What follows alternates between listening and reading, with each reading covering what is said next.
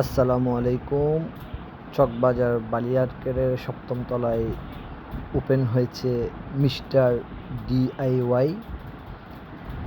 এখানে পরিবারের সব কিছুই জিনিস রয়েছে। ঢুকে দেখলাম মানুষের প্রচুর ভিড়। ছেলেদের থেকে মেয়েদের জিনিস সবসময় বেশি থাকে সবখানেই, এটা নতুন কথা নয়। আমিও মিস্টার ডিআইওয়াইতে ঢুকে গেলাম, দেখলাম কি কি জিনিস রয়েছে। ঢুকেই দেখলাম মেয়েদের পুতুল থেকে শুরু করে পরিবারের যে জিনিসপত্র প্রয়োজন সব কিছুই রয়েছে।